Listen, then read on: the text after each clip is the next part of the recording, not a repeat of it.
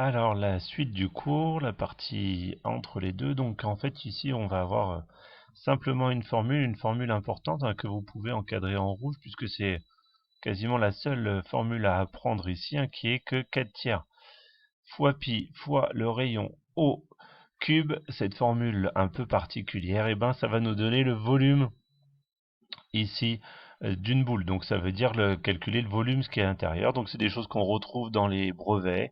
Donc voilà, à connaître. Alors ici, ce que vous pouvez faire, c'est enlever ça. C'est un mauvais copier-coller, puisqu'avant on faisait l'air de la sphère, mais on la fait plus, on garde que le volume.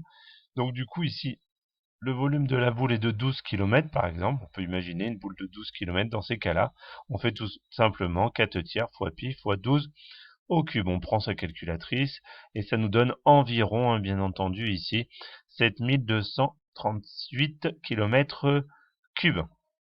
Ça, c'est juste pour vous donner un exemple, mais ça s'utilise quand même très facilement. Ensuite, une petite chose, un grand cercle. Ben, un grand cercle, c'est un cercle qui est comment le plus grand possible sur la sphère. Donc en fait, où son centre, ça va être le centre de la sphère.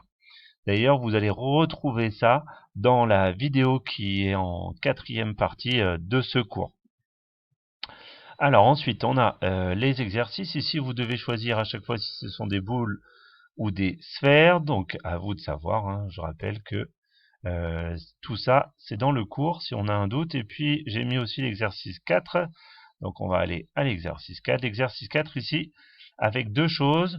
D'abord, trouver la longueur NE à travers la Terre. Donc ça, c'est quelque chose qu'on a fait dans l'activité. Si vous reprenez l'activité, ça va aller quand même très très vite. Et ensuite, à vol d'oiseau. Et là, c'est plus dur à vol d'oiseau, puisqu'à vol d'oiseau, pardon, à vol d'oiseau, vous allez vous retrouver avec